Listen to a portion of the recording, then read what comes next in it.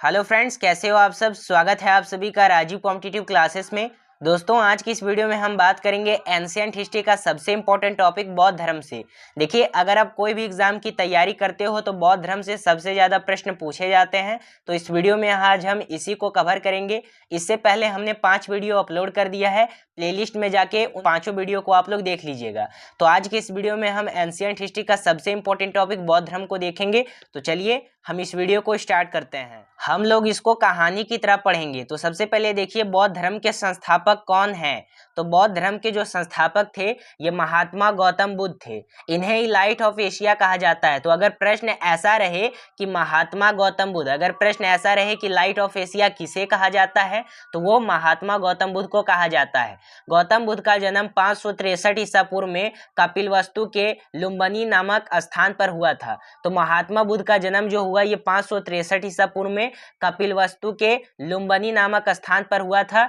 3री शताब्दी ईसा पूर्व में अशोक ने इसी स्थान पर स्तंभ का निर्माण कराया था। उसके बाद बुद्ध शाक्य वंश से संबंधित थे। इस बात को याद रखिएगा, बुद्ध जो थे ये शाक्य वंश से संबंधित थे। तो यहाँ से प्रश्न पूछा जाता है कि महात्मा गौतम बुद्ध जी जो थे वो किस वंश से संबंधित रखते थे। तो ये शाक्य वंश से संबंधित रखते थे। और इनके पिता का नाम क्या था। तो इनके पिता का नाम सुधोधन था, जो कपिलवस्तु के एक छोटे से गणराज्य के प्रधान थे।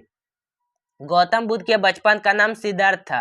तो अगर यहाँ से प्रश्न पूछा जाता है कि महात्मा गौतम बुद्ध जो थे इनका बचपन का नाम क्या था, तो सिद्धार्थ था।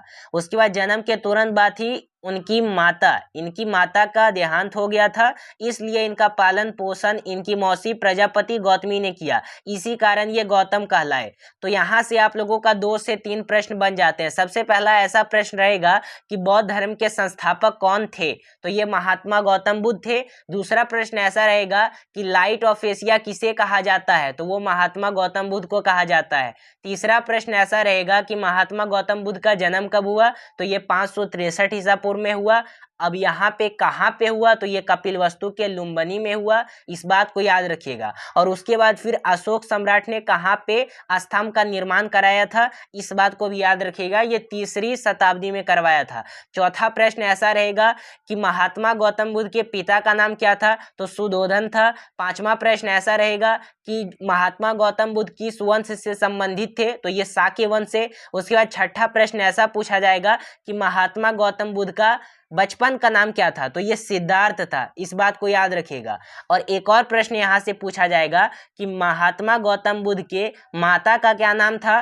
तो ये महामाया था। और एक और प्रश्न रहेगा कि जब महात्मा गौतम बुद्ध के माता की मृत्यु हो गई तो उनके पश्चात उनकी जो मौसी थी प्रजापति गौतमी, उन्हीं के नाम पे इनको गौतम कहलाएंगे। इस बात को याद रखिएगा। तो यहाँ से प्रश्न पूछा जाता है। सबसे इंपॉर्टेंट जो प्रश्न है, ध्यान रखिएगा, पहली महिला जिससे बौद्ध धर्म को ग्रहण किया वो प्रजापति गौतमी ही थी। इस बात को याद रखिएगा। तो यहाँ से प्रश्न बन जाता है कि महात्मा गौतम बुद्ध जी के जो माता थी उनकी जो बहन थी प्रजापति गौतमी। तो यहाँ पे एक प्रश्न पूछा जाता है कि बौद्ध धर्म को सबसे पहले ग्रहण किसने किया था। तो ये प्रजापति गौतमी ने बौद्ध धर्म को सबसे पहले ग्रहण किया था और महिला में भी सबसे पहले ग्रहण किया था। तो इस बात को याद रखिएगा। यहाँ से इंपॉर्टेंट प्रश्न बनते हैं। शुरुआत से ही गौतम बुद्ध का मन आध्यात्मिक को और था, पर उनके पिता इसको लेकर चिंतित रहा करते थे। इसलिए जब गौतम 16 वर्ष के हुए, इस बात को याद रखिएगा, इस वजह से महात्मा गौतम बुद्ध जब 16 वर्ष के हुए तो उनका विवाह यशोधरा नामक लड़की के साथ कर दिया गया। और 28 वर्ष की उम्र में इन्हें पुत्र हुआ जिनका नाम राहुल था। तो यहाँ से 3 प्रश्न बन जाते हैं। सबसे पहला ये प्रश्न बनता है कि महात्मा गौतम बुद्ध का विवाह कब किया गया, कितने वर्ष में किया गया। तो 16 वर्ष की आयु में इनका विवाह किया गया। और किससे किया गया, इनकी पत्नी का क्या नाम था। तो ये यशोधरा था। इस बात को याद रखिएगा। और यहाँ से एक और प्रश्न पूछा जाता है कि यहाँ पे 28 वर्ष की उम्र में इनको एक पुत्र हुआ जिनका नाम राहुल था। इतना सब होने के बाद भी बुद्ध का जो मन था ये दाम्पत्य जीवन में नहीं लगा और 29 वर्ष की उम्र में इन्होंने गृह त्याग कर दिया। तो यहाँ से एक प्रश्न बनता है कि महात्मा गौतम बुद्ध जी जो थे वो कितने वर्ष की उम्र में यहाँ पे गृह त्याग किए थे? तो ये 29 वर्षों तक ज्ञान की खोज में इधर उधर भटकते रहे। इसी दौरान इनकी मुलाकात बिंबिसार, उदयन और आलार कलाम से हुई। ध्यान रखिएगा, आलार कलाम ही सिद्धार्थ के प्रथम गुरु हुए। तो यहाँ पे बात कर लेते हैं कि जब ये गृह त्याग किए थे 28 वर्ष की उम्र में, तो इनको तो राहुल पैदा हुआ था और उसके बाद फिर 29 वर्ष की उम्र में जब ये गृह त्याग किए थे तो 7 वर्षों तक ये ज्ञान की प्राप्ति के लिए इधर उधर भटके थे। और इसी समय इन लोगों की मुलाकात हुआ बिंबिसार से हुआ, उदयन से हुआ और आलार कलाम से हुआ। और एक और बात याद रखिएगा कि आगे चल के आलार कलाम जो थे सिद्धार्थ के प्रथम गुरु बने थे। तो यहाँ से प्रश्न पूछा जाता है कि सिद्धार्थ के प्रथम गुरु कौन बने थे? तो आलार कलाम बने थे। उसके बाद 35 वर्ष की अवस्था में गौतम बुद्ध बिहार के उरुबेला नामक स्थान पहुंचे और बाद में यह उरुबेला ही बोध गया के नाम से जाना जाता है।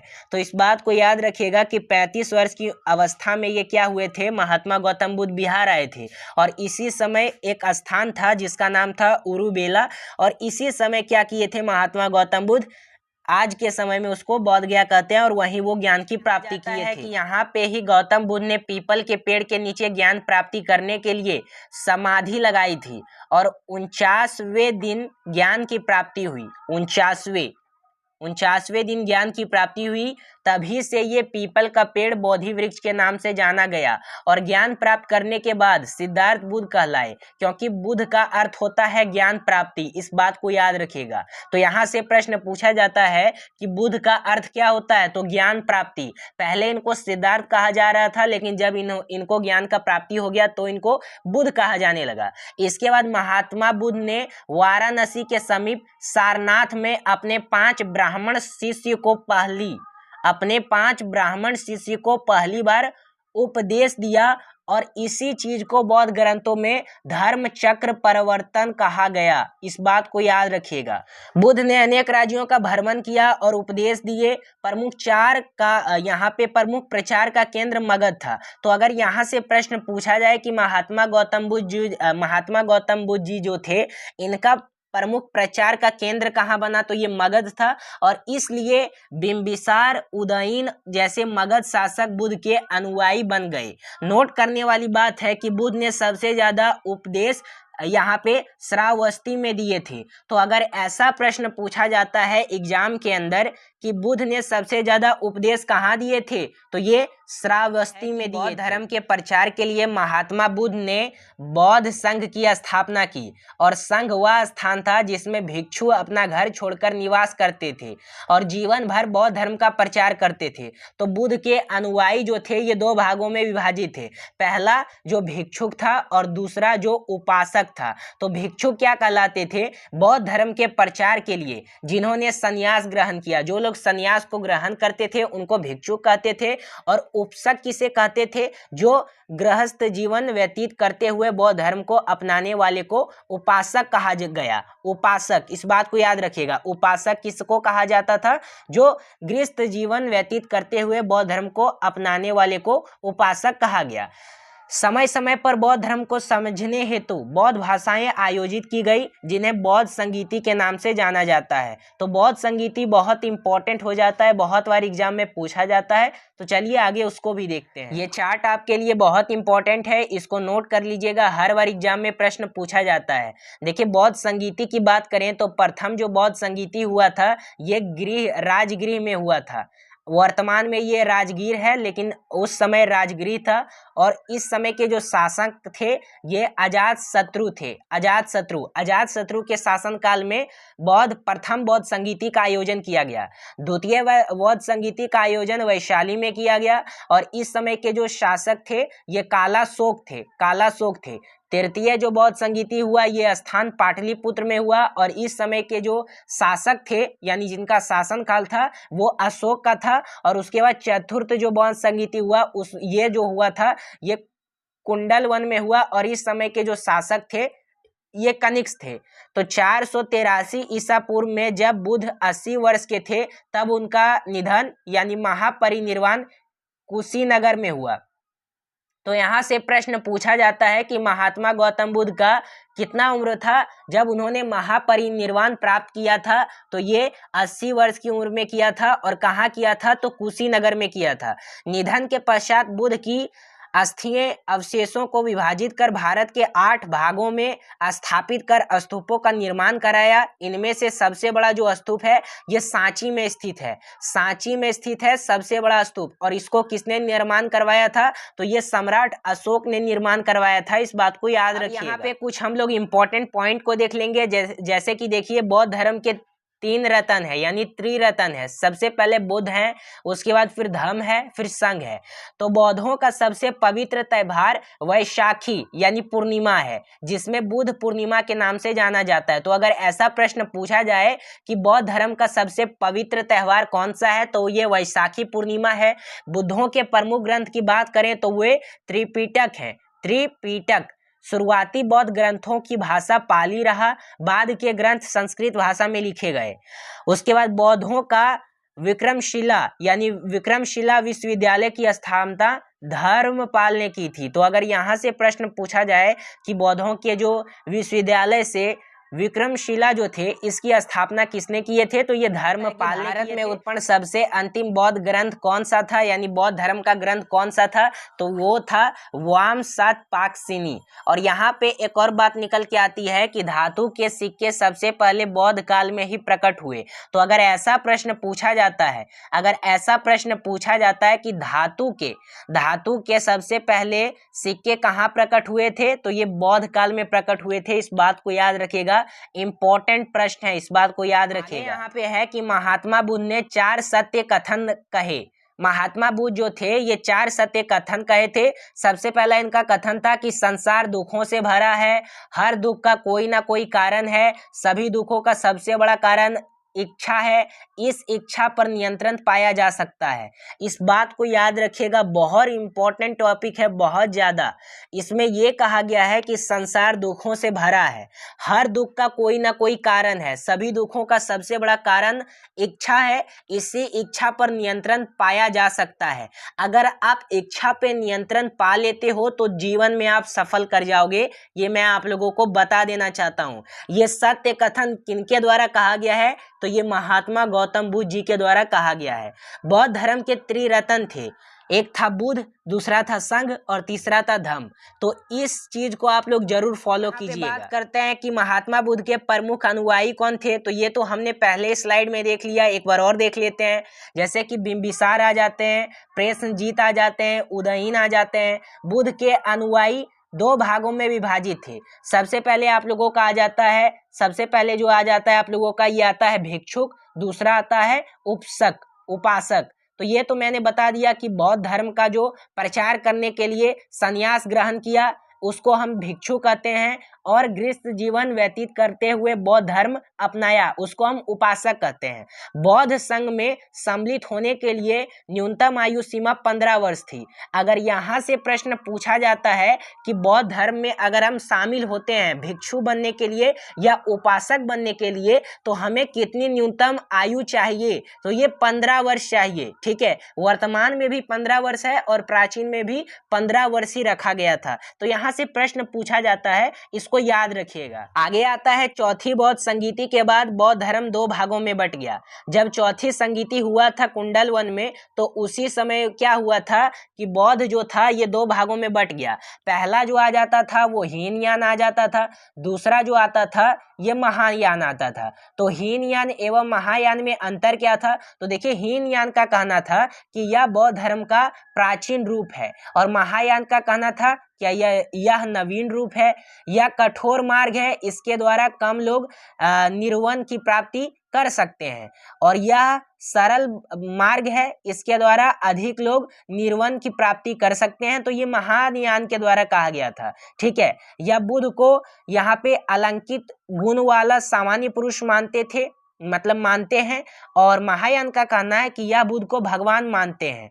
तो महायान जो है ये बुद्ध को भगवान मानते हैं। उसके बाद फिर हीनयान का कहना है कि यह बुद्ध के प्रतीकों की पूजा करते हैं। महायान यह बुद्ध की मूर्ति की पूजा करते हैं। हीनयान इनके ग्रंथ पाली भाषा में रचे गए हैं। महायान इसके ग्रंथ संस्कृत भाषा में रचे गए हैं।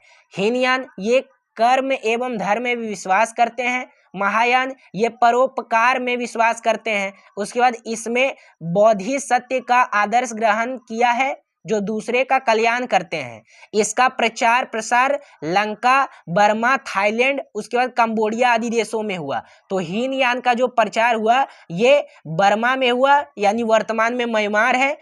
लंका में हुआ, यानी वर्तमान में श्रीलंका है। थाईलैंड में हुआ, फिर कंबोडिया में हुआ। और उसके बाद महायान का जो प्रचार हुआ ये चीन में हुआ, तिब्बत में हुआ, जापान में हुआ, कोरिया में हुआ, आदि देशों में हुआ। इस बात को याद रखिएगा। तो हीनयान और महायान दोनों में इन सभी बातों को याद रखिएगा। इस टॉपिक का सबसे इंपॉर्टेंट टॉपिक आता है, अगर कहीं से प्रश्न आ रहे तो इसी से प्रश्न पूछा जाता है। कई बार एग्जामिनर इसी से प्रश्न पूछते हैं, तो एक एक चीजों को अच्छे रूप से नोट कर। हम लोग कुछ इंपॉर्टेंट पॉइंट को देख लेंगे। ये बहुत इंपॉर्टेंट होता है, इसको आप लोग शॉर्ट वे में याद कर सकते हो, बहुत इंपॉर्टेंट है। जैसे कि देख सकते हैं, सबसे पहले बुद्ध की स्वार्धिक मूर्तियों का निर्माण गांधार शैली में हुआ, और बुद्ध की प्रथम प्रतिमा मथुरा कला शैली के अंतर्गत बनाई गई थी। तो अगर यहाँ से प्रश्न पूछा जाता है कि बुद्ध की स्वार्धिक मूर्तियां का निर्माण गांधार शैली में हुआ, और बुद्ध का जो प्रथम प्रतिमा बनाया गया ये कहाँ बनाया गया, तो ये मथुरा कला शैली से बनाया गया था। भारत में मूर्ति पूजा की नींव बौद्ध धर्म ने रखी तथा सर्वप्रथम बुद्ध की प्रतिमाओं का पूजन किया गया। सम्राट अशोक ने अपने पुत्र महेंद्र और पुत्री संघमित्रा को बौद्ध धर्म के प्रचार प्रसार के लिए श्रीलंका भेजा। तो यहाँ से हर बार एग्जाम में प्रश्न पूछा जाता है। प्रश्न ऐसा रहेगा कि सम्राट अशोक के पुत्र का क्या नाम था और पुत्री का क्या नाम था, जिनको प्रचार प्रसार के लिए श्रीलंका भेजा गया सम्राट अशोक के द्वारा। तो ये महेंद्र आ जाते हैं और दूसरा संघमित्रा आ जाती हैं। गौतम बुद्ध का जीवन परिचय अगर देखें तो जन्म इनका हुआ था 563 ईसा पूर्व में। जन्म स्थान था लुम्बिनी वन यानी कपिलवस्तु, वर्तमान में नेपाल में यह स्थित है। पिता जो थे ये सुधोधन थे, यानी कपिलवस्तु के शासक थे। माता जो थी ये महामाया देवी थी। 1 सप्ताह के बाद इनका मौत हो गया। बचपन का जो नाम था महात्मा गौतम बुद्ध का ये सिद्धार्थ था। पालन पोषण जो किया था ये मौसी की थी, जो कि गोमती थी, यानी प्रजापति गौतमी थी। फिर विवाह इनका हुआ यशोधरा से 16 वर्ष की आयु में। उनसे पुत्र हुआ था 28 वर्ष की उम्र में, जिनका नाम राहुल था। गुरु बने ये आलार कलाम। और ज्ञान की प्राप्ति कब हुई, तो ये 35 वर्ष की आयु में हुई। प्रथम जो वर्ष था इनका जो आवास था ये देख सकते हैं। यहाँ पे कुछ और इम्पोर्टेंट बातें हैं जिसको देख लीजिएगा, बहुत इंपॉर्टेंट हो जाता है। इसको आप लोग भी हमारा यही वीडियो था प्राचीन भारत का इतिहास। दोस्तों आज की इस वीडियो में हमने देखा एंशिएंट हिस्ट्री का सबसे इम्पोर्टेंट टॉपिक बौद्ध धर्म के बारे में। इसमें मैंने सभी चीज़ों को कवर किया जो भी आपके एग्जाम में पूछे जाते हैं। इससे पहले मैंने एंशिएंट हिस्ट्री का 5 वीडियो अपलोड कर दिया है, प्लेलिस्ट में जाके देख सकते हैं। चैनल पे अगर आप पहली बार विजिट किए हो तो चैनल को सब्सक्राइब कर लीजिएगा, बेल आइकन को प्रेस कर लीजिएगा। मैं ऐसे वीडियो लाता रहता हूँ। अगर आप हमारे साथ एंड तक बने तो इस वीडियो को लाइक कीजिएगा और अपने 3 दोस्तों के पास इस वीडियो को जरूर शेयर कीजिएगा। धन्यवाद। हम फिर मिलते हैं कोई अगले टॉपिक के साथ।